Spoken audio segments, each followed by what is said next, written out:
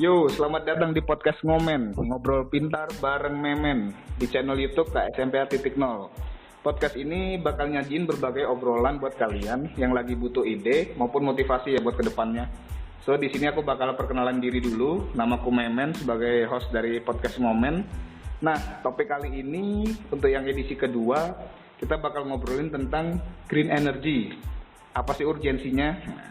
Pastinya aku nggak ngobrol sendirian dong. Nah, ada tamu kita yang sudah bertahun-tahun melalang buana di dunia green energy.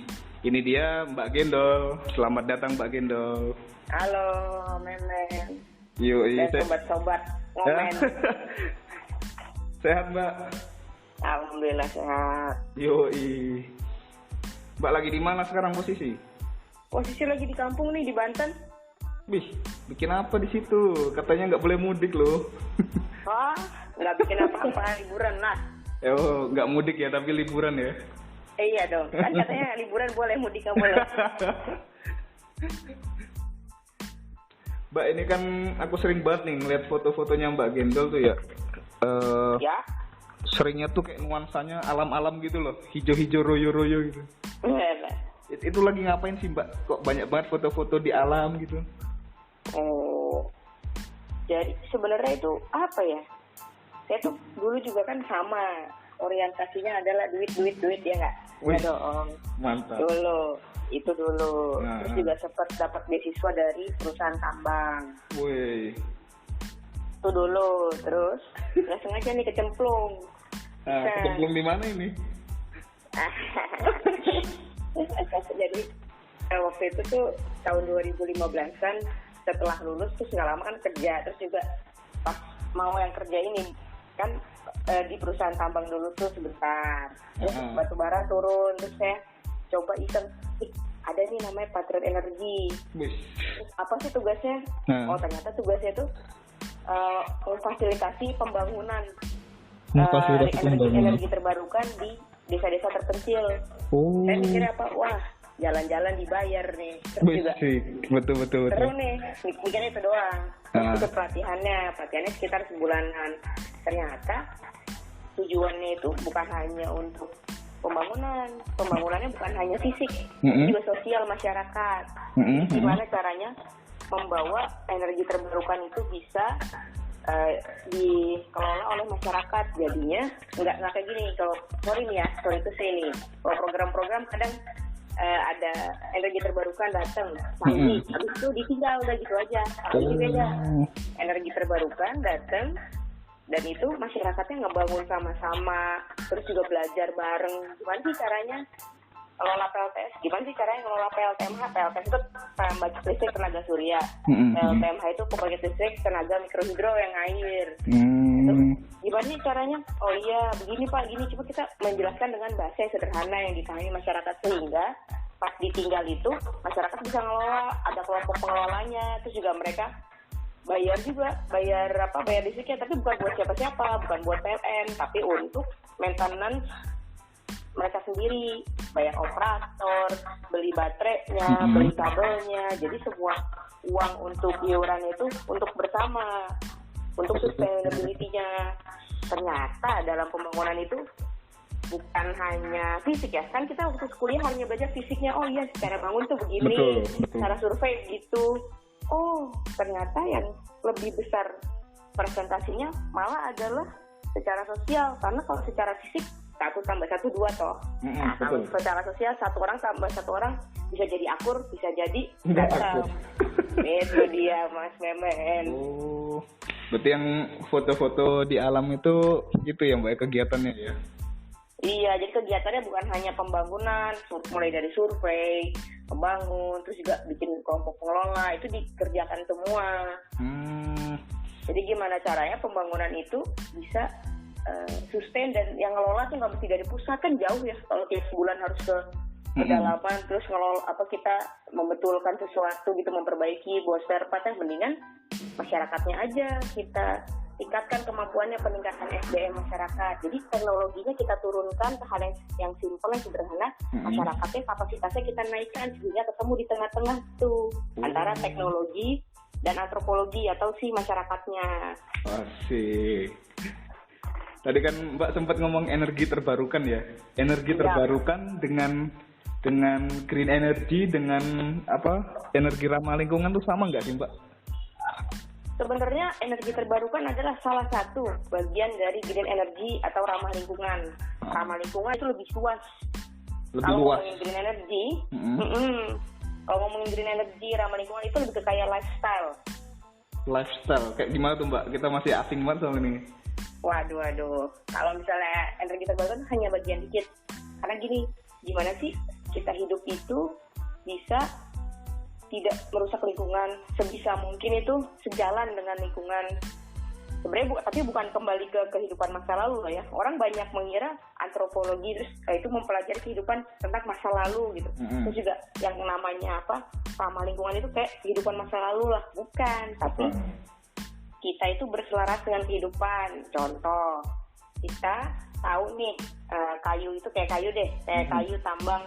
Kayu kan ada yang legal, tambang juga ada yang legal. Nah, kalau kayak kayu kemampuannya dalam 10 tahun dalam 1 hektar hanya mampu 10 misalnya dalam satu kawasan lah hanya mampu 100 meter kubik dalam 10 tahun. Berarti yang kita ambil juga segitu. Iya, betul. Jadi habis kita ambil, kita tanam lagi, setelah yang 100 meter kubik itu habis, kita udah punya lagi. Jadi itu untuk dalam kehidupan daya dukung lingkungan pengeluaran kita atau pemakaian kita harus sesuai dengan daya dukung lingkungan. Secara sederhana seperti itu. Jadi semua yang kita ambil dari alam, mau itu tambang, mau itu kayu, mau itu apapun kayak sayur-sayuran, itu sesuai dengan daya dukung lingkungan. Makanya banyak orang-orang sekarang itu yang eco living itu dia hidupnya nanam secukupnya. Terus nanti apa yang dia tanam dia makan. Jadi kita juga harus siap dengan, kalau kata bos saya ya, kata Pak Iskandar, salah satu istilahnya yang panutan saya lah dalam berkehidupan sadar lingkungan itu, ketidakpastian adalah sunatullah atau ketidakpastian adalah keniscayaan. Jadi kita harus siap dengan kayak misalnya hari ini kita bisa makan daging, minggu depan nggak bisa karena apa ya, memang ayamnya belum cukup besar dong untuk dipotong. Banyak kan kayak misalnya ayam dipaksa pakai disuntik 1,5 bulan udah jadi, atau 1 bulan udah jadi lagi. Itu yang kayak kita memaksakan rotasi kehidupan atau rotasi alam. Begitu kira-kira Mas Memen. Iya, jatuhannya malah kalau misalkan kayak tadi ya, ibaratnya ayam itu biar cepat kita suntik kan jatuhannya jadi berdampak juga ke lingkungan Mbak ya. Benar. Kita yang harusnya makanannya makan juga nggak sehat biasanya kan. Yang tadi organik jadi kimiawi yang kita makan nih. Iya, dan dari sekitanya pun apa yang segala sesuatu yang masuk dalam tubuhmu kita itu tidak sehat ataupun itu dilakukan dengan cara yang tidak baik atau menzolimi, itu akan berpengaruh buruk juga ke tubuhmu sendiri. Subhanallah Mbak Gendo. Gitu. Mantap. Berarti input emang harus sama dengan output ya. Benar, supaya sama demand sesuai. Tidak terlalu berlebihan dan tidak juga terlalu kekurangan. Benar. Tapi kan aku dulu taunya Mbak Gendul itu kan spesialisnya tuh lebih ke migas apa ya kalau nggak salah tuh. Pas zaman kuliah terus zaman skripsi pun juga migas mungkin ngambilnya. Bener Mas Memen. Nah, sebenarnya saya tuh orangnya lompat-lompat. Kenapa nggak kesana lagi Mbak? Kan cuannya banyak. Tadi udah berubah tuh dari duit sekarang jadi duit lakukan. Dulu duit itu uang. Sekarang duit lakukan sesuai kata hatimu sama kata di sekitarmu lingkungan. Kalau menurutku. Kenapa sih nggak mau balik ke migas? Kenapa coba Mbak? Aku mau loh kalau diajak ke migas Mbak. Jadi itu kan dulu itu sebenarnya bukan hanya migas sih, sempat juga jadi asisten mineralogi, terus juga jadi asisten petrologi, jadi dan belajar tentang batu-batuan, baru di akhir memang skripsinya migas, jadi lompat gitu. Kenapa nggak mau balik ke situ? Kalau saya sih sekarang mikirnya gini, kan belum banyak orang yang berpikir tentang apa yang kita lakukan itu harus selaras dengan lingkungan. Betul. Tapi udah lumayan sih, sekarang sudah mulai sudah mulai banyak yang memperhatikan gitu. Saya masuk di bidang lingkungan itu dari 2015. Jadi geoling lah. Dulu kan teman-teman nggak suka belajar geoling ya. Geoling lingkungan pasti. Paling malas biasanya orang belajar itu. paling males belajar geoling, RKL, terus hidrogeo. Buat apa gitu kan? Nah, pokoknya banyaknya tambang migas. Padahal geologi nggak sesempit itu, geologi luas banget. Gini aja sih, sebenarnya lebih ke berbagi peran ya men ya. Kalau memang sudah banyak yang ditambang dan migas melakukan eksplorasi itu silahkan. Tapi saya mau peran saya sendiri yang memang kita kan dokter bumi. Betul. Dokter bumi itu ada untuk ya bukan memperbaiki bumi sih, berusaha untuk bersahabat dengan bumi. Jadi kita tahu nih, bumi kita tuh udah capek loh, umurnya udah berapa? Udah 5 miliar tahun kan? Buset. Coba deh dicek ya, kalau nggak salah sih 5 miliar tahun, coba dicek nanti lagi di betul. Website. Mau sampai kapan lagi? Dan kalau kita ngikutin gaya hidupnya Barat, aku barangkali ada yang salah nih ya, korek. Ya dibenerin nanti. Satu orang Amerika itu, kalau semua orang di dunia hidup dengan lifestyle satu orang Amerika, yang orang Amerika biasa nih ya, yang makannya nggak macem-macem, terus juga gaya hidupnya pakai mobil mewah, terus juga pakai banyak bahan bakar, itu kita butuh 5 bumi. 5 bumi? Sedangkan, nah iya kalau kita hitung, tapi kalau kita itu cuma punya 1 bumi loh, jadi kita bagi peran aja, terserah mereka yang mau eksplorasi, tapi kita ya ngobrol-ngobrol santai sama mereka. Kalau eksplorasi dan eksploitasi tetap butuh. Tetap dong, kita tetap butuh handphone, kita tetap butuh baju, tetap ada bahan tambang, tetap butuh laptop. Tapi sebisa mungkin pakai barang itu dengan bijak, jangan dikit-dikit ganti. Barang yang lama mau dikemanain coba? Kalau dijual sih ya berarti kan bisa buat orang lain lagi. Tapi kalau jadi rongsokan, emang di Indonesia udah ada pengolahan baterai, belum ada kan? Betul. Nah, baterai bekas, elektronik bekas dikemanain coba? Padahal itu limbah berbahaya loh, kayak baterai bekas, elektronik bekas itu. Litiumnya Mbak ya? Betul. Jadi saya pikir, saya nggak berani sebenarnya pakai kayak menzolimi gitu. Saya udah tahu saya menzolimi nih, tapi nanti ada yang marah lagi. Saya udah tahu saya menzolimi, menurut pandangan saya loh. Menurut pandangan saya udah tahu ini menzolimi nih. Ya udah bagi peran aja sama yang lain. Saya bagi peran yang saya kira-kira nyaman dan aman, insya Allah dunia akhirat gitu loh Mas Memen. Wes, mantap. Jadi mungkin eksplorasi itu ya tetap harus ada. Benar. Hanya saja mungkin kita harus bagi porsi lah Mbak ya. Peran kita masing-masing tuh udah ada kan, kayak misalkan siapa bagian eksplorasi, siapa eksploitasi. Nah, siapa yang bagian mereklamasi ceritanya, hasil dari pekerjaan mereka kan. Benar Mas Memen. Nah itu penting sekali ya, bagi-bagi tugas ini memang. Karena kebanyakan orang tuh terlalu serakah sih Mbak, ingin semuanya ini. Nah tapi nggak mau melakukan hal-hal yang lebih baik lagi di antara itu. Ya itu tadi serakah karena dia tidak tahu daya dukung lingkungan. Coba dia tahu. Iya betul sekali. Itu makanya aku terfilosofi nih Mbak, gara-gara Mbak tadi bilang ayam itu lah. Sudah sangat membekas nih di pikiranku. Bener juga kata Mbak Gendul nih, emang ya daya dukung lingkungan sih kayak gitu. Benar. Luar biasa ini. Nah tapi kalau boleh tahu Mbak itu sebenarnya di pekerjaan yang sekarang ya, itu sebagai apa sih Mbak di sana? Oh yang sekarang? Iya yang sekarang ini. Jadi kan aku tuh di sebelumnya sih memang kerja samanya emang di bidang energi terbarukan sejak 2015. Pertama di Badan Energi SDM, jadi by project itu, by program. Di 2015, 2016, 2017, 2018 itu saya mengelola dana bersama IBK ya. Jadi tempat saya kerja sekarang Inisiatif Bisnis dan Ekonomi Kerakyatan itu mengelola uang CSR Braukol untuk apa? Untuk melakukan pemetaan partisipatif. Jadi pemetaan itu mulai dari potensi yang ada di desa, bisa potensi lingkungan, potensi ketatagunaan lahan, potensi geologi, bencana alam, itu dipetakan bersama masyarakat dan sesuai kebutuhan masyarakat.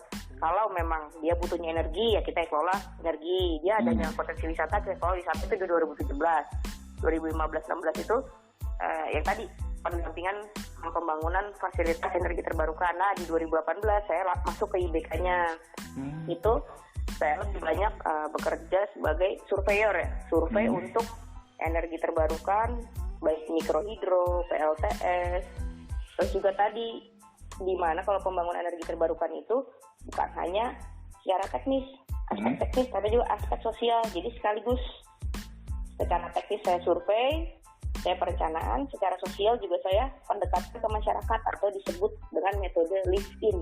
Metode apa, Mbak? Konsep live-in. Live-in, L-I-V-E-in ya, live-in. Itu dimana metode itu tinggal bersama masyarakat, merasakan kehidupan sehari-hari masyarakat seperti apa. Misalnya saya tinggal di waktu itu di Jawa Tengah, kekurangan air bersih. Ya udah, saya nggak mandi. Saya mandinya pakai air waduk. Atau saya mandinya nunggu ada air hujan, atau saya mandinya ngangkut air dulu dari waduk atas. Jadi itu daerahnya berbukit-bukit gitu. Gila. Jadi di mana terus kalau memang mereka petani, kita nyobain bertani. Kenapa? Kita itu harus istilahnya melebur dengan masyarakat, memakai sepatu rakyat. Berarti kita kayak ngerasakan dulu Mbak ya, apa yang mereka rasain, baru mungkin bisa, oh harusnya emang seperti ini ya. Jadi kita itu kalau membawa pembangunan, kita kan sekarang arah pembangunan itu lebih ke kayak sentralisasi atau terpusat. Iya. Padahal pembangunan itu kalau sentralisasi, contoh deh kayak pas PLN kemarin, putus jaringan, satu aja putus di Jawa Bali kena semua kan? Iya betul. Coba kita punya pembangkit di tiap provinsi satu aja dan saling terhubung. Kalau yang di Jawa itu nggak terhubung, misalnya putus di Bali masih ada, di Jawa Barat masih ada, Jawa Tengah masih ada, Jawa Timur masih ada. Jadi Mbak kalau banyak kecil-kecil tapi kuat gitu, istilahnya kayak lidi lah, satu lidi bisa kita patahkan, kalau banyak lidi susah kan untuk dipatahkan gitu. Iya betul. Satuan sesuai sama Pancasila. Iya. Iya kan sekarang ini loh Mbak, kan kebetulan kan saya kerjanya di Bendungan Mbak ya. Bendungan sekarang itu emang lagi diwajibkan semuanya tuh emang ada pembangkit listriknya, entah mau mini hidro atau mikro hidro atau bahkan sampai PLTA-nya tuh. Iya betul. Sudah mulai diwajibkan sekarang. Ya entah untuk pemakaiannya mungkin khusus untuk di daerah situ saja atau bagaimana belum tahu sih, tapi emang sudah mulai diwajibkan. Jadi kayaknya emang sudah mulai sadar Mbak ya, Indonesia ini perlu itu untuk energi-energi seperti ini. Ya, karena bauran energi terbarukan kita kan rencananya pemerintah tuh kalau nggak salah 35% di tahun 2024 ya. Nah, itu jadi sepertiganya seenggaknya energi terbarukan itu yang lagi dikejar sama pemerintah. Terutama yang dikejar adalah tadi bendungan, karena bendungan itu bisa multifungsi men. Betul, emang multifungsi. Banyak bisa menjadi tempat air bersih, terus juga kan menjadi sumber air kan, dia kayak embung atau dia bisa nampung air gitu. Ya, irigasi terus gitu. Bisa untuk irigasi betul. Terus yang terakhir bisa untuk air, wisata. Itu apa tenaga listrik dan wisata juga. Keren sebenarnya bendungan itu multifungsi, tapi dilihat dulu pembangunan bendungan ini sebenarnya ini hanya sama Memen juga nih ikut tanya balik pembangunan bendungan di tempatmu dampaknya buat masyarakat apa dampak positifnya, apa dampak negatifnya, itu juga harus kita analisa. Sebenarnya kalau dampak itu kan pasti tetap ada lah Mbak, dua-duanya itu pasti melekat, mau positif negatif pasti tetap ada. Nah hanya saja yang lebih dominan itu memang lebih ke positifnya Mbak. Karena kebetulan bendungan yang dibikin ini kan bendungan pertama di Sultra yang banyak banget diharap-harapin sama warga sekitar situ malah untuk sampai 2 kecamatan rencana ini pengairannya irigasi sampai air baku untuk 2 kecamatan. Nah ini sangat dinanti-nanti banget sama orang-orang, makanya responnya lebih banyak positifnya daripada negatif. Alhamdulillah. Iya. Sebenarnya ada bonus lagi loh men, kalau kita hidup atau lifestyle kita tuh ramah lingkungan. Bonusnya apa coba? Apa itu Mbak? Bonusnya itu kayak Memen nih ngebangun bendungan, banyak yang ya istilahnya banyak yang berdampak positif dan mereka merasakan manfaatnya. Bisa didoain sama mereka, jadi kita insya Allah dapat berkahnya juga, dapat amal jariahnya. Iya. Kenapa saya misalnya milih, kenapa sih mau air bersih, ngebantuin orang di pedalaman untuk mengadakan air bersih, kenapa mau ngadain di pedalaman untuk energi terbarukan atau listrik, karena itu kan bermanfaat bagi mereka tuh. Nanti jadinya mereka pun juga akan mendoakan kita, atau jadi mereka mempermudah urusan orang lain juga, otomatis Allah akan mempermudah urusan kita, men. Betul banget. Dapat juga ya, ini sisi religiusnya dapat, moral dapat ya. Duitnya juga dapat, men. Duitnya juga dapat, betul itu. Terinuan ini ya. Mbak, itu kan pekerjaan Mbak kan kebanyakan di lapangan ya, kalau dilihat-lihat ya. Banyak berbaur dengan masyarakat. Nah, dalam timnya itu apa cuma Mbak Gendol doang yang wanita? Kalau saat ini kalau tim lapangan iya. Tim lapangan ya. Tim lapangan Mbak sendirian wanita ini ya?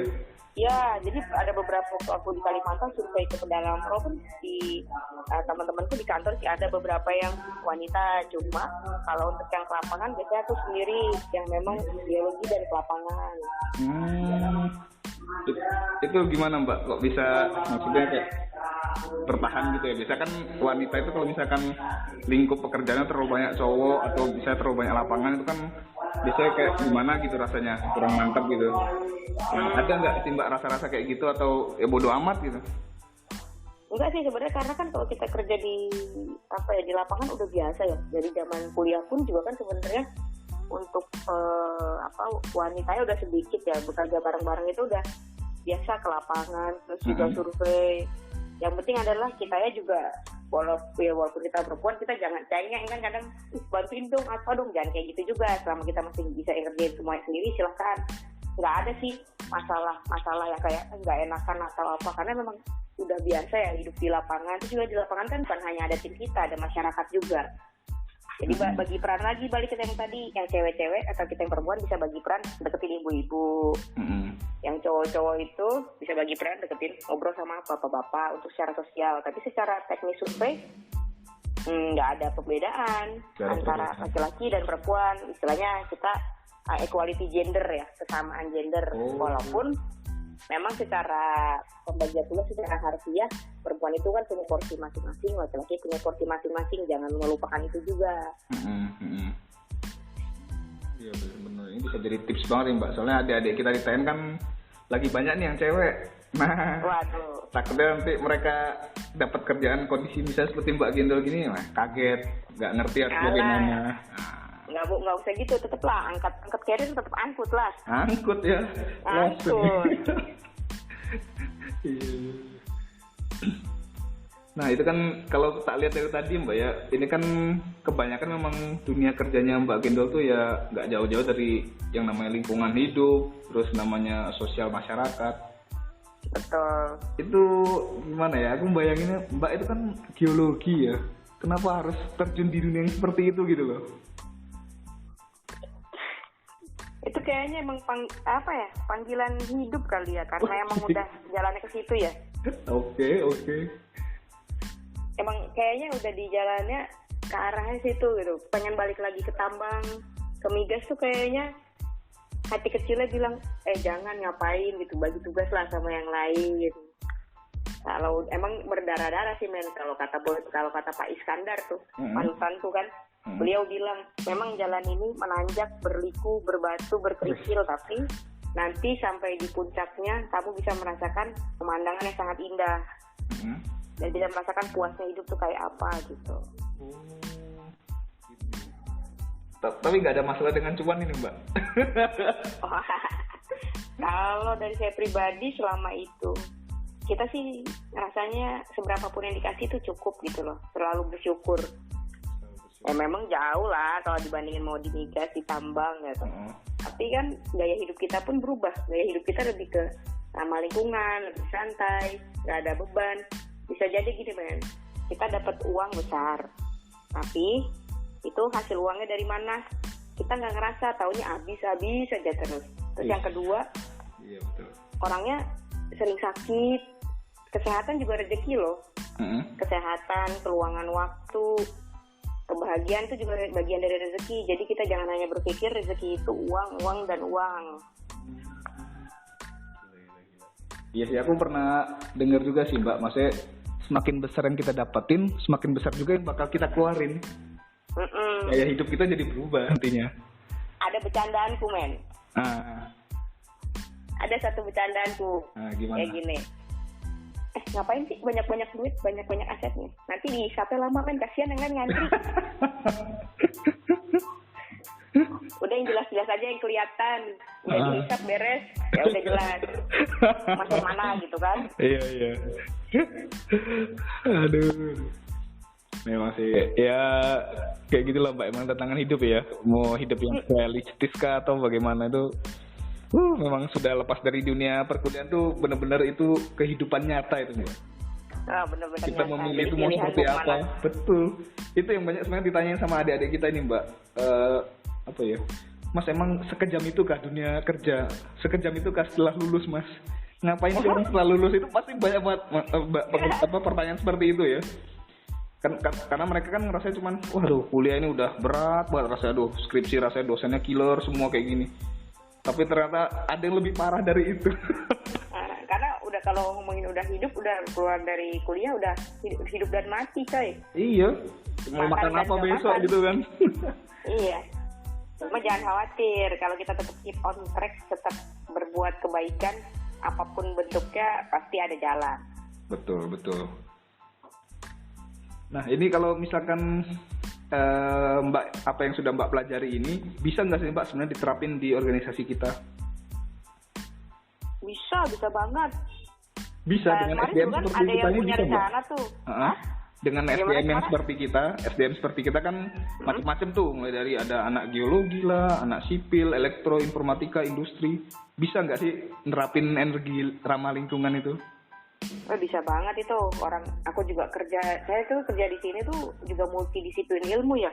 Ada anak elektro, anak mesin, anak hukum, anak sosial, anak lingkungan, ada anak teknik kimia, macam-macam. Bahkan ada anak tambang juga ikut ke sini. Anak tambang, anak minyak pernah yang ada kerja di bidang ini gitu kan. Ya, jadi segala macam ilmu, yang penting memang kita niatnya untuk tadi balik lagi gimana sih menjaga lingkungan, merehabilitasi bumi atau mereklamasi bumi nih. Contohnya yang paling gampang, bikin aja dulu kajian-kajian studi sesuai sama bidangnya. Misalnya studi potensi di desa A. Itu yang datang ke sana bukan hanya geologi, sipil, elektro. Kalau elektro kan bisa dicek juga tuh dari kondisi kelistrikannya seperti apa. Sipil, bangunan-bangunan di sana modelnya kayak apa. Terus yang geologi bisa ke tata guna lahan sama potensi bencana geologinya seperti apa. Nanti digabungkan jadi suatu paper, dan itu hasil papernya bisa didiskusikan sama kepala desanya. Jadinya nanti pembangunan di desa itu bisa terarah dan ada studinya, ada kajian dampaknya dari studi tersebut. Kan jadi kayak kita ngasih menyumbangkan lah apa yang ada di otak kita, ilmu kita ke masyarakat. Betul. Bisa banget kan kelompok studi SMP kan, kelompok studi mahasiswa pecinta alam. Jadi bukan hanya pecinta alam aja kalau kita itu kelompok studinya ini yang kita harus perkuat juga. Justru malah dengan banyaknya anggota kita yang dari multidisiplin itu malah semakin bagus sebenarnya Mbak ya. Ada satu lagi tambahan, anak IT ada kan ya di kita ya? Ada, semuanya kita ada sekarang itu Mbak. Sekarang tuh lagi digalakin karena Undang-Undang Nomor 6 Tahun 2014 tentang desa, di mana di situ ada namanya Sistem Informasi Desa atau Database Desa.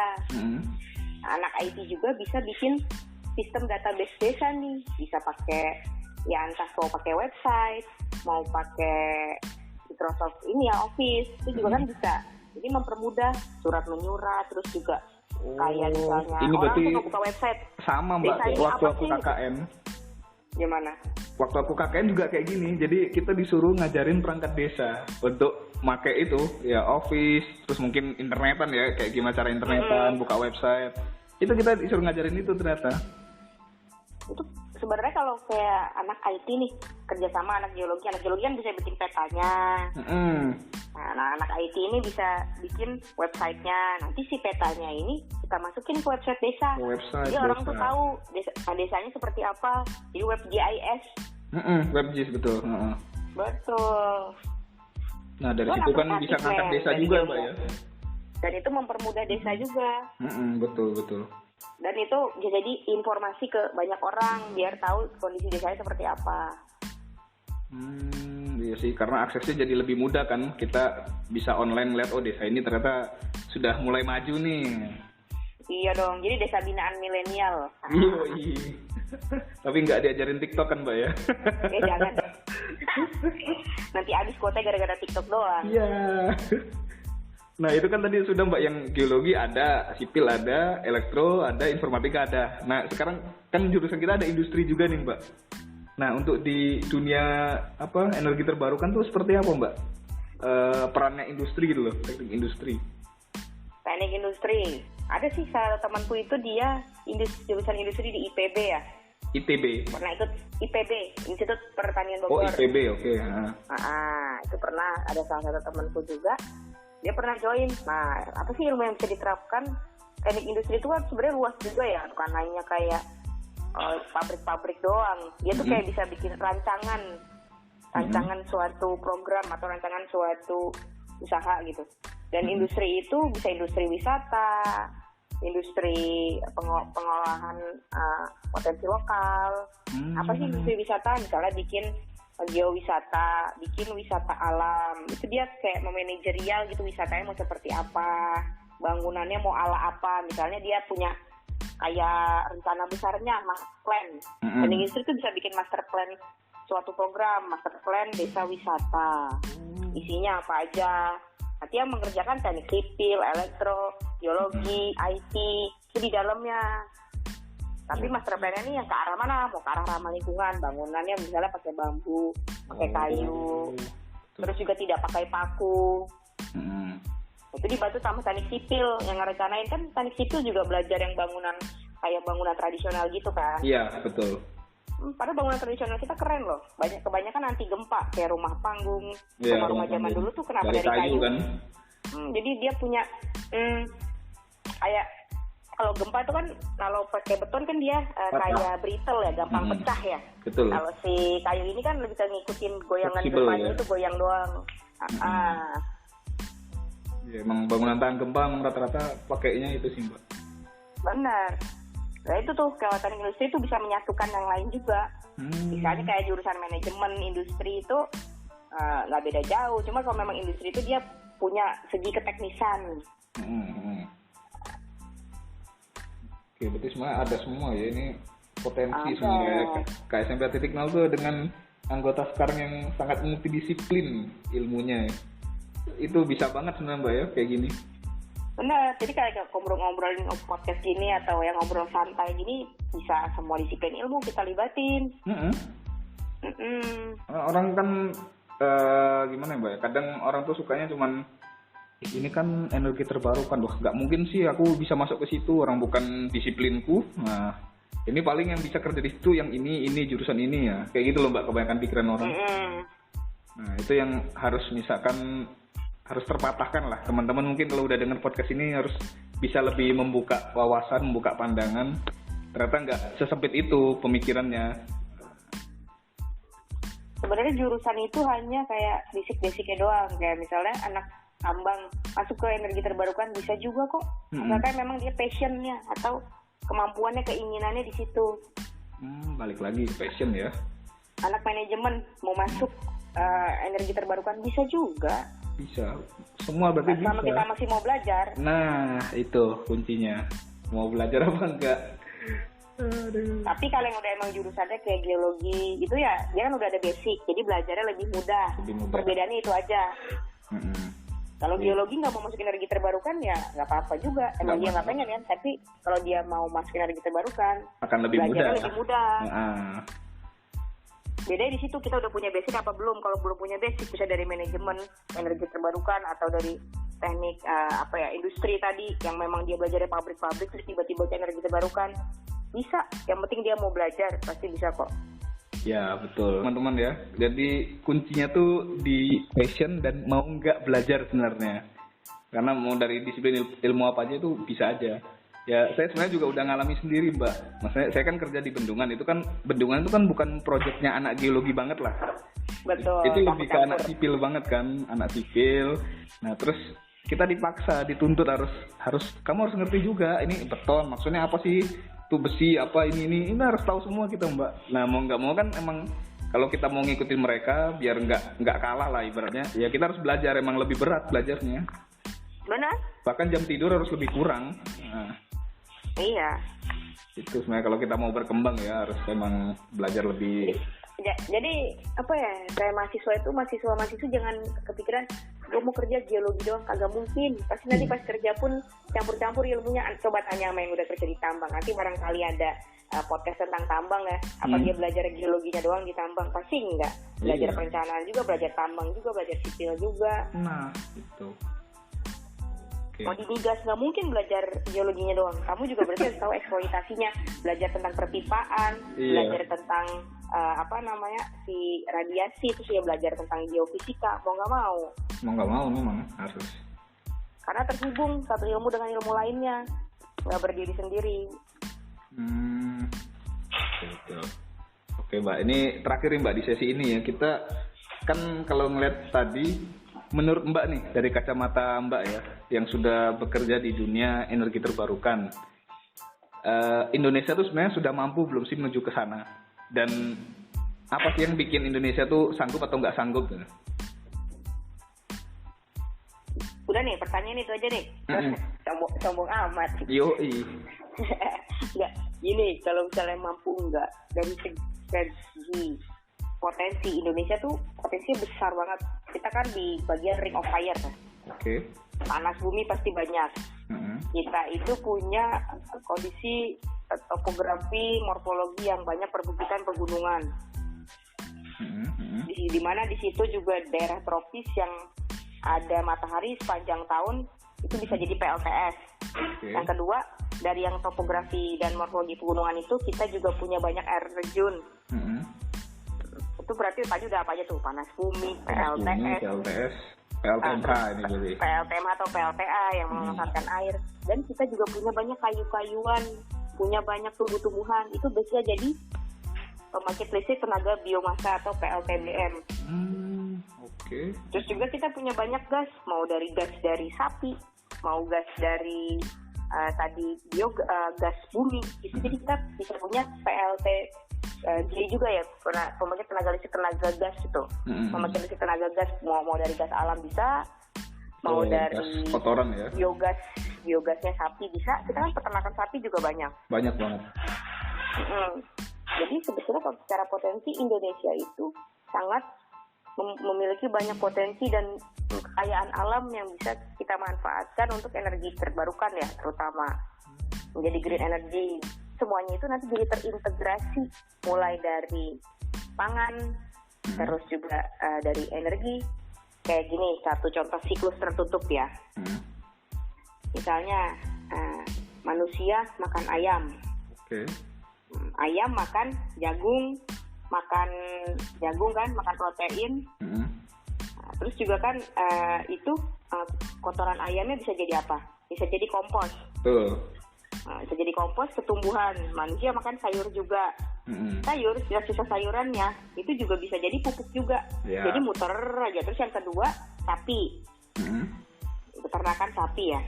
Jadi manusia makan sapi. Terus sapi itu kan makan rumput-rumput. Nah, yang dikeluarin sapi kan ada kotoran sapi. Kotoran sapi ini bisa jadi beberapa fungsi. Bisa jadi biogas kalau kita kelola, jadi energi. Nah, satu lagi, kotoran sapi ini bisa jadi kompos. Bisa jadi untuk numbuhin rumput lagi atau numbuhin sayuran lagi. Jadi muter, sayuran dimakan manusia, sapi makan rumput. Terus sapi ngeluarin kotorannya dimanfaatkan jadi energi, kotorannya dimanfaatkan jadi kompos untuk sayuran lagi. Jadi sebenarnya kalau kita mau usaha untuk mengelola potensi itu di Indonesia bisa banget. Yang kedua, kenapa sih tadi Indonesia siap nggak sih? Sebenarnya kalau secara saat ini kebijakan kita itu masih digodok ya, belum siap. Kebijakan kita tuh masih digodok tentang energi terbarukan. Yang terakhir itu kalau nggak salah ada perubahan, kita tuh dari 100% energi terbarukan kayak PLTS rooftop, PLTS yang di atas rumah. Iya yang di atap. Itu kalau kita pasang misalnya 1000 watt, Nah, yang dihitung itu hanya 60%-nya, yang 40%-nya itu diambil PLN, jadi tidak 100%. Itu kalau nggak salah kebijakan terakhir antara 35-40%-nya itu kayak nggak dihitung lah. Tapi kalau misalnya kamu nih pasang 1.000, yang kehitung 600 doang, yang 400 ini nggak kehitung. Istilahnya kayak biaya subsidi buat negara lah, kita menyumbang ke negara. Tapi si PLTS rooftop ini bisa mengurangi bayar listrik karena kan kita sistemnya on grid. On grid itu apa sih? On grid itu menghubungkan listrik dari PLTS kita ke listriknya PLN. Jadi saat siang hari itu kita ekspor ke PLN, malam hari kita impor dari PLN. Oh gitu cara kerjanya ya. Jadi itu nanti ada kayak kWh meter yang ngitung ekspor impor listrik kita. Dikurangin deh tuh berapa yang kita ekspor, berapa yang diimpor, jadinya biayanya biasanya bisa berkurang bisa sampai 30%. Mantap. Ini kalau diterapin beneran bagus ini, Mbak.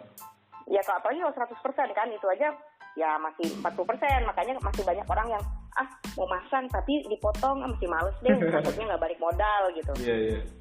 Jadi kalau menurut saya itu lebih ke kebijakan dan kesiapan pemerintah merubah pola hidup. Pasti pola hidup akan berubah, jadi infrastruktur juga akan berubah di situ. Jadi tujuan yang berat itu bagi pemerintah Indonesia saat ini satu kebijakan, yang kedua perubahan infrastruktur. Walaupun potensi kita besar, itu yang akan jadi PR besar. Gimana sih mengkonsepkan Indonesia tuh menuju Indonesia yang memanfaatkan atau green energy itu tadi sendiri dan kehidupan yang ramah lingkungan. Oke, mantap, Mbak. Oke, ini cukup banyak sekali yang sudah tercerahkan nih, Mbak. Pertama untuk saya pribadi sih. Ya, semoga untuk yang lain mendengarkan ini juga mulai ada ini ya pandangan baru mengenai energi terbarukan. Nah, oke, kita masuk langsung, Mbak, ke sesi Q&A. Ini cukup banyak ya pertanyaan. Ada sekitar 2.000 mungkin pertanyaan nih. Sampai telat ya kita mulai gara-gara ngumpulin pertanyaan nih kebanyakan. Ini banyak sekali karena orang pada kepo semua, Mbak. Ini apa sih sebenarnya? Nah, itu pada kepo. Oke, langsung aja nih ya. Saya bacakan. Ini nanti langsung jawab aja, Mbak ya. Siap. Dari Mas Hagil ini ada 2 pertanyaan. Yang pertama, green energy buat wilayah kepulauan yang ekonomis dan praktis itu apa? Langsung jawab deh. Iya, langsung aja, Mbak. Kalau yang pernah saya pelajari itu salah satu di Pulau Maratua ya, ngelihat di sana itu mereka pakai PLTS satu, dan yang keduanya itu ngelola air bersih juga dengan PLTS. Jadi sistem desalinasi di mana air laut itu dirubah jadi air minum. Jadi dari PLTS tersebut kita dapat listrik, yang satu, yang kedua kita dapat air bersih. Jadi itu paling gampang di kepulauan Pulau Maratua di daerah Kalimantan Timur di Berau. Itu yang paling tepat. Itu biasanya kita bangun-bangun di daerah kepulauan itu PLTS, pembangkit listrik tenaga surya. Memang pengelolaannya harus tadi dibuat kelompok pengelola supaya lebih terawat dan ada pemasukan untuk biaya maintenance-nya. Jadi kita udah bikin nih PLTS sesuai kebutuhan masyarakat. Supaya saya coba down nih, saya misalnya ada 500 rumah atau 100 rumah deh, yang kecil dulu 100 rumah. Ya perlu dicek dulu di survei kebutuhan masyarakatnya untuk apa. Kalau hanya untuk kebutuhan listrik sehari-hari, cuma untuk lampu dan lain-lain, paling tiap rumah hanya butuh 300 watt hour WH. Tapi kalau kita tujuan PLTS-nya itu untuk industri UMKM, usaha menengah itu kecil menengah, itu juga kita harus tambahkan kayak di fasilitas umum, misalnya bikin untuk pengolahan ikan, bikin tempat pelelangan ikan, itu kan butuh freezer, butuh listrik yang lebih besar. Betul. Jadi dalam pembangunan listrik itu, pembangunan energi terbarukan itu yang terutama untuk menghitung potensi listriknya itu dan kebutuhan listriknya, kita cek dulu di awal tujuannya membangunnya itu apa nih? Untuk apa dulu? Untuk kalau untuk listrik doang, untuk lampu doang ya cukup 300 watt hour per rumah. Tapi kalau untuk tadi mau industri UMKM punya masyarakat itu dihitung lagi. Jadinya nanti kapasitasnya akan berbeda-beda sesuai kebutuhan. Nggak bisa disamakan. Misalnya kalau 100 rumah udah aja tadi kan 100 dikali 300 berarti cuma 30.000 watt atau 30 kW gitu misalnya. Ya jangan. Jadi harus disesuaikan tujuannya dulu, Mbak ya. kebutuhan dan tujuan. Dan pembangunan ini bukan sebagai sesuatu yang hanya sekedar pembangunan, tapi sebagai pintu masuk untuk peningkatan kualitas hidup masyarakat. Iya. Baik secara sosial, ekonomi, budaya, segala macam. Jadi kualitas hidup masyarakat tuh meningkat. Jadi mereka bisa baca lebih banyak, bisa ya terserah deh kalau mau nonton sinetron juga nggak apa-apa. Mau tapi kan seenggaknya ada nonton berita dong, masa sinetron 24 jam nggak mungkin kan. Iya. Terus juga jadinya tadi ikan bisa jadi lebih bisa di freezer dan bisa dikirim ke pulau-pulau lain, atau untuk dimakan sendiri juga bisa jadi lebih awet. Kalau menurut saya sih dari pertanyaan Mas Agil tadi PLTS, tapi harus ada pengelolanya dari masyarakat itu sendiri. Siap. Oke Mbak, berarti itu PLTS ya, lebih ke PLTS dan ada pengelolaannya. Nah, kita lanjut ke pertanyaan yang kedua, masih dari Mas Agil juga, ini praktis dalam pembuatan, penggunaan dan perawatan. Mungkin lebih ke cara apa ya, praktis nih tadi pertanyaan. Kalau ya kan masih di kepulauan ya Mas Agil kan kebetulan di Babel ya, Bangka Belitung kalau nggak salah ya. Nah, itu memang di Babel tuh baiknya kalau daerahnya masih ada air terjun itu bagus pakai air terjun sih men, karena dia 24 jam kan. Yeah. Tapi di kepulauan jarang ada kepulauan yang ada perbukitan atau air terjunnya juga kan. Iya betul. Jadi kalau saran saya yang paling gampang itu yang plug and play, itu ya PLTS, sistem PLTS yang pakai baterai. Kalau di sana sudah ada PLN, bisa pakai yang tadi on grid. Jadi kita bisa saling impor ekspor listrik ke PLN, sehingga masyarakat juga bayar lebih murah. Kalau pakai on grid lebih gampang pengelolaannya. Kenapa? Karena dalam satu sistem PLTS yang lebih gampang rusak itu adalah bagian baterai. Baterai itu rata-rata umurnya cuma 3-5 tahun. Bentar ya. Jadinya kalau kita pakai yang sistem off grid atau tidak terhubung PLN, pastikan si listrik dari matahari itu diserap ke si modul suryanya, modul PV modulnya kan, terus jadi listrik disimpan ke baterai, baru disalurkan ke masyarakat. Itu kalau off grid. Cuma baterai ini yang lebih gampang rusak ya, atau yang umurnya paling pendek 3-5 tahun. Nah, itu maintenance-nya butuh di baterai. Itu plusnya dia nggak ada potongan Mbak ya? Nggak ada. Kalau itu kita dapat listrik, istilahnya listrik gratis. Tapi harus maintenance tadi, nyiapin. Misalnya nyiapin satu baterai itu 3 juta. Kita butuh 10 baterai, berarti 10 juta, 3 juta kali 10, 30 juta. Nah, dibagi deh tuh dalam 5 tahun. Berarti tiap tahun itu harus menghasilkan uang 6 juta kan, supaya kita bisa membeli baterai lagi 5 tahun ke depan. Itu yang biaya-biaya perawatan harus dihitung antara kemampuan masyarakat sama si biaya perawatannya masuk nggak nih. Misalnya dari 100 rumah itu untuk mengumpulkan 6 juta setahun ya, 6 juta setahun itu mampu ya, berarti bisa tuh untuk ngadain PLTS. Jadi dalam satu pembangunan kita juga harus memikirkan kemampuan si penggunanya atau usernya. Penggunanya mampu nggak nih bayar biaya perawatannya? Kalau nggak mampu bayar biaya perawatan jangan, karena itu akan nggak berkelanjutan. Misalnya 2 tahun, 3 tahun atau 5 tahun baterainya mati, rusak, nggak bisa beli lagi, udah deh nggak pakai. Banyak loh pembangunan kita yang kayak gitu. Banyak. Malah mubazir ya. Terlalu canggih yang dikasih ke masyarakat, habis itu rusak ya udah ditinggal. Kalau yang kedua tadi yang on grid, yang ke PLN, itu lebih mudah lagi perawatannya, karena tidak ada baterai. Dia itu langsung listriknya dialirkan ke PLN. Langsung transmisi dia. Jadi masuk pakai inverter, dirubah jadi AC, dialirkan ke PLN. Di situ kalau inverter biasanya tuh bisa 5-10 tahun ketahanannya.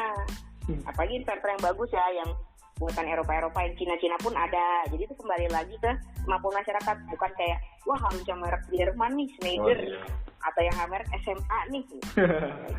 Cek dulu itu masyarakat mampu nggak tuh dalam 10 tahun beli itu. Kalau nggak mampu jangan beli aja Cina, misalnya 5 tahun umurnya, tapi sesuai sama si kemampuan masyarakat. Kan itu lebih sustain, lebih berkelanjutan dibanding yang kita beli yang mahal, beli yang bagus tapi nggak bisa make. Sama aja kayak orang kayak misalnya ya usernya belum nyampe lah ke kapasitasnya. Jadi balik lagi ke yang tadi, gimana kita menyederhanakan teknologi sesuai kemampuan masyarakat. Masyarakat juga kemampuannya ditingkatkan kapasitasnya. Ya. Jadi ketemu deh klop. Mantap. Oke Mbak, cukup menjawab sekali kalau ini ya. Nah, kita next ke pertanyaan selanjutnya, ini datang dari Mas Baut. Waduh. Bagaimana cara memulai menerapkan EBT, energi baru terbarukan, pada tempat tinggal dan tetangga sekitar? Ya gimana ya? Mulai dari diri sendiri sih. Kita mencontohkan orang lain. Semudah misahin sampah organik dan anorganik dulu. Ya, itu termasuk EBT Mbak? Nah, kalau misalnya organik itu kita kelola jadi kompos, itu bisa jadi pupuk. Atau si organik itu banyak kan dia biomasa, terus kita kasih ke bank sampah yang membutuhkan, dia tuh bisa jadi kayak misalnya PLTBM tadi, pembangkit listrik tenaga biomasa. Jadi kita mikirnya jangan langsung skala besar. Iya. Kalau di Mas Baut kan tuh di Baturaden banyak air terjun. Banyak banget. Wah, kalau banyak air terjun tuh lebih enak. Kita bisa bikin pikohidro, bukan mikrohidro, ini piko ya. Piko hidro ya. Lebih kecil. Mungkin skalanya cuma 1000 watt sampai 3000 watt lah. Dan mesinnya tuh kecil men. Jadi dia turbin sama generatornya jadi satu. Jadi kita hanya butuh beda tingginya berapa, terus panjang pipanya berapa, nanti kita hitung bisa dapat power, misalnya bisa dapat si dayanya itu 2000 watt. Nah, rumah-rumah di situ cuma butuh 400 watt tiap rumah ya. Kita itu dengan satu pikrohidro bisa melistriki 5 rumah. Iya. 24 jam loh. Iya, lumayan juga sebenarnya. Cuma dan itu bisa diterapkan Mbak ya? Bisa. Cuma kelemahannya apa? Kalau pikohidro itu atau yang pembangkit listrik, kelemahannya adalah kita harus menjaga dasnya atau daerah serapan air, catchment air area. Areanya. Karena kalau dasnya tidak dijaga, misalnya di hulunya ditebang, di hulunya ditanami sawit, itu nanti beberapa tahun ke depan, 5-10 tahun ke depan akan terasa debitnya berkurang. Kalau debitnya berkurang, otomatis nanti listriknya pun akan berkurang. Iya, betul. Karena kan itu tergantung sama debit air dan beda tingginya kan si powernya itu. Itu kalau yang tadi kan PLTS kelemahannya memang di barang-barangnya baterainya itu. Kalau si mikrohidro atau air ini kelemahannya lebih ke kayak kita harus mengelola dasnya, menjaga lingkungan supaya kita hidupnya bisa berkelanjutan. Oke, berarti bisa tuh untuk menjawab pertanyaan Mas Baut. Bisa sebenarnya diterapkan di tempat tinggal. Ada lagi men. Nah, apa itu? Kita harus hemat energi.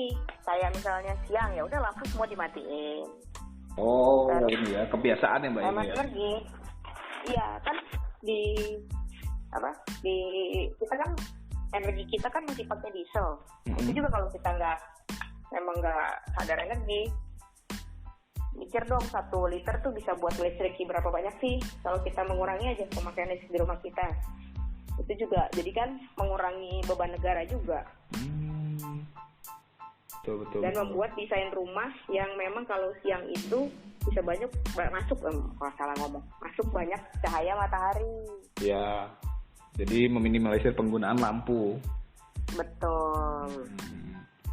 Sama juga sirkulasi udara yang enak biar meminimalisir penggunaan AC. Nah, itu paling boros itu AC. Betul. Itu Mas Baut, berarti ya behaviornya lah mulai ditingkatkan lagi. Yang tadinya masih boros-borosan, harus sadar lah sekarang, karena energi fosil kan semakin lama semakin ya tergerus lah, nggak bisa di recycle lagi. Jadi itu energi yang sudah habis ya habis.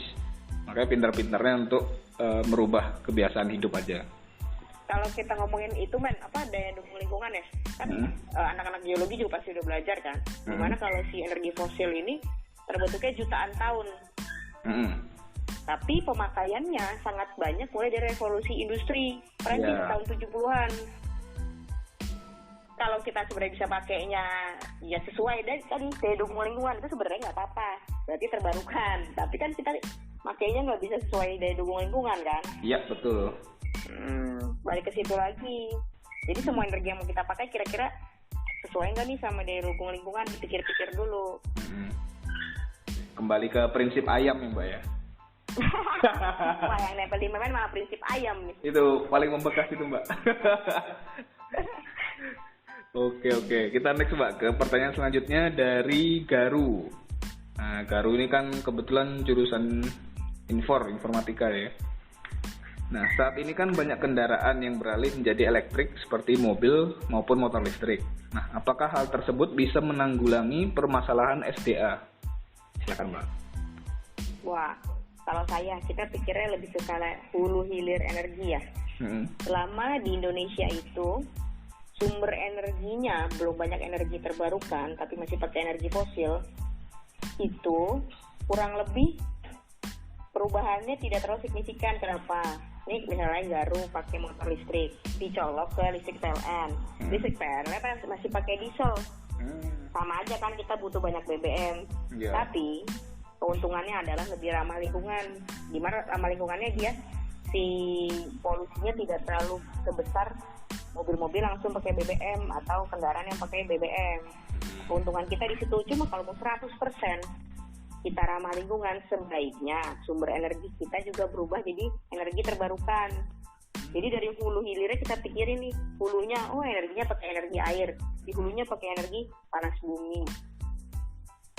Nanti kan jadi listriknya pun kita dari energi tersebut, jadi kayak bisa balik lagi ke siklus putaran tadi yang siklus tertutup, dan juga si polusinya juga lebih sedikit. Iya, betul. Kalau mau full untuk jadi ramah lingkungan. Tapi saat ini ya ada positifnya tadi, lebih sedikit polusi, tapi negatifnya adalah makin banyak pemakaian listrik kita, di mana listrik kita masih memakai energi fosil. Ya, betul sekali. Ya. Oke, mantap. Berarti emang sebenarnya sudah ini ya, sudah ada pengurangan lah Mbak ya. Emisi karbon itu sudah berkurang. Kayak misalnya dari cuma kosan ke warung, jangan naik motor lah, jalan kaki, kosan ke kampus, itu kan ngurangin pemakaian energi fosil. Betul. Nah itu balik lagi behavior Mbak ya, sebenarnya emang harus mulai berubah. Lifestyle, behavior. Oke Garu, mungkin itu bisa menjawab ya pertanyaan kamu. Next kita ke pertanyaan selanjutnya dari Tigan. Tigan ada 2 pertanyaan. Yang pertama, energi panas bumi itu termasuk green energy bukan? Kalau misalkan iya, bagaimana cara agar pengeksploitasiannya tidak menimbulkan dampak lingkungan, terutama keseimbangan ekosistem di gunung? Jadi kalau panas bumi itu sebenarnya kalau dari anak biologi ya, ini dari pandangan anak biologi nih, kan anak biologi kan ya? Iya boleh. Kalau dari pandangan biologi nih, ini energi yang paling bersih. Dimana buangannya pun cuma air kan? Iya betul. Nah itu energi yang paling bersih dan dia termasuk green energy juga. Ya bisa sampai, kalau nggak salah tuh di Indonesia tuh kemarin sempat ikut seminar, potensi kita panas bumi 35 gigawatt loh. Giga ya? Gigawatt. Kalau semuanya bisa dikelola, dibangun. Tapi dampak lingkungannya apa sih? Gimana sih? Balik lagi nih ke cara kita membangun panas buminya. Sebisa mungkin kita tidak mengganggu ekosistem, tapi pasti ada ekosistem yang terganggu, kayak kita untuk bikin pipanya, terus bikin sumurnya, bikin si pabriknya atau industri yang buat pembangkit listriknya, itu kan pasti ada mengganggu ekosistem. Sebisa mungkin, seminimal mungkin sih, dan itu harus diobrolin sama masyarakat juga. Jangan sampai misalnya kita balik di dekat sungai yang memang jadi lokasi air bersihnya masyarakat. Kan pembangunannya itu bisa mempengaruhi apa coba? Kita mengeluarkan kotor, jadi gara-gara tanahnya itu masuk ke sungai. Banyak aspek. Dan yang kedua, jangan di daerah yang memang jalur-jalur binatang langka atau binatang yang dilindungi. Kalau di daerah yang memang binatang dilindungi kan nanti mereka jadi kabur semua. Iya. Atau mereka mati, nggak punya makanan. Ekosistemnya berubah jadinya. Boleh dibangun. Balik lagi ke yang tadi, kecil-kecil tapi banyak. Karena kalau kita bikin kecil, dampaknya juga lebih sedikit. lebih terukur dampaknya. Kalau kita bikin besar satu, itu akan besar dampaknya walaupun kita juga lebih banyak mendapatkan. Tapi balik lagi ke konsep pembangunan sentralisasi. Kalau sentralisasi, satu aja mati, semuanya terdampak. Tapi kalau kita pakai sistem desentralisasi atau scattered lah, terpisah di berbagai daerah, satu mati, yang lain bisa bantu. Iya, semakin banyak ini kan cabang-cabangnya gitu Mbak. Iya, kayak pohon deh. Kalau pohonnya cuma satu, itu yang tinggi kayak jati kan, kamu potong tengahnya udah habis kan. Tapi kalau kayak pohon yang banyak ranting-ranting kayak mangga, tuh kan potong aja, kalau kita butuh kayunya potong bagian ranting-rantingnya, bagian cabang-cabangnya masih bisa hidup dia. Iya. Oke, ini ada lagi nih quotes ini seperti pohon Mbak. Berarti udah dapat 2 tuh ya Mbak, ayam dan pohon ini. Oke, lanjut ke pertanyaan kedua. Ini pertanyaan terakhir nih Mbak, udah nggak ada lagi pertanyaan. Siap. Pertanyaan 3 yang terakhir, green energy apa yang paling berpotensi di masa yang akan datang? Paling potensi, semuanya berpotensi sebenarnya green energy. Tapi yang paling besar di Indonesia itu tadi, karena kita di ring of fire, kita banyak energi panas bumi. Yang kedua, yang energi tadi, air, pemanfaatan air. Dimana keduanya itu yang dia 24 jam. Kalau kita ngomongin PLTS, kita kan cuma dapat sekitar 6 jam. 6 jam energi matahari kita serap, masukin baterai, kita manfaatkan. Dan baterainya itu masih ada lithium, dimana dia salah satu limbah berbahaya yang mencemari lingkungan. Jadi kalau saya sih lebih ke prefer panas bumi sama tenaga air. Tenaga air, oke. Dan paling gampang, kenapa sih IBK juga tuh yang di tempat saya kerja sekarang di NGO ini memilih listriknya lewat tenaga air itu 24 jam, low maintenance, gitu kan? Dan memang lebih mudah diterima sama masyarakat, lebih gampang menjelaskannya. Iya, betul. Dan barang-barangnya juga bisa dibuat sendiri, kayak turbin, generator kan itu kayak konsep-konsep pompa-pompa gitu aja. Indonesia juga udah bisa bikin. Jadi kalau ada penggantian spare part dan lain-lain, kita nggak perlu impor. Banyak kok pembuat turbin bikin sendiri di ya Mbak. Bandung. Kalau panas bumi, dia butuh investasi yang agak besar. Itu kesulitannya. Jadi kalau saya pilih dari panas bumi, PLTA, PLTS, PLTBM, saya lebih memilih tenaga air. Lebih memilih tenaga air karena potensi kita lebih besar, terus lebih gampang untuk diterapkan di masyarakat ya Mbak ya? Benar. Jadi ya pengelolanya nggak harus yang di pusat, pengelolanya di daerah-daerah juga bisa. Nah, tinggal transfer ilmunya bagaimana kan? Ya.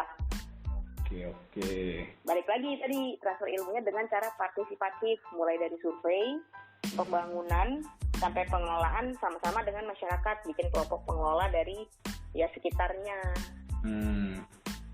Betul.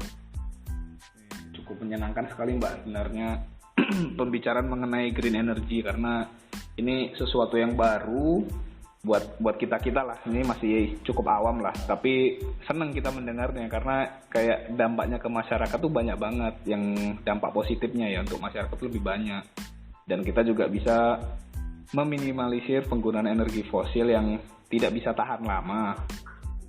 Dan sebenarnya masih banyak Mbak pertanyaan dari teman-teman yang lain ini, banyak banget yang kepo lah intinya. Cuman kan kita juga terbatas sama waktu. Mungkin nanti di luar sesi ini barangkali ada yang mau bertanya, mungkin bisa langsung menghubungi Mbak Gendol yang memang boleh. sudah lama ya berkecimpung di dunia ini.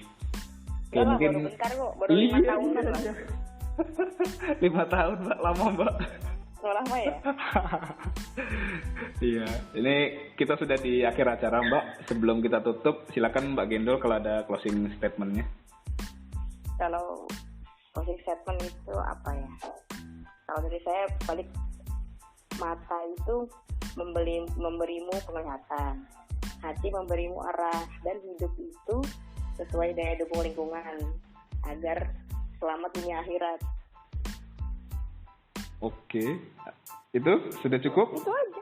Iya, nggak usah banyak-banyak. Jadi kita selama kita hidup itu mikirin juga kalau mau berbuat sesuatu, mikirin sekitarnya. Bukan, tadi kan Mas Memen banyak ngomong masyarakat, bukan hanya masyarakat, tapi lingkungan. balik lagi ke tadi aspek teknis dan sosial, ibaratnya sosialnya masyarakat, teknisnya lingkungannya, apakah sesuai dengan daya dukung lingkungan. Oke. Begitu Mas Memen. Lingkungan hidup dan masyarakat. Sobat momen. Iya, jadi lingkungan hidup dan masyarakat tuh harus saling berdampingan agar terciptalah daya dukung lingkungan yang lebih baik lagi. Oke, baik, setelah sekian lama kita ngobrol ya sama Mbak Gendol dari A sampai Z bla bla bla. Mungkin ini udah cukup, sudah hampir sejam juga kita ngobrol. Jadi untuk podcast momen edisi kedua ini saya cukupkan. Terima kasih untuk Mbak Gendol yang sudah mau sharing-sharing ya ilmu dan perjalanan hidupnya.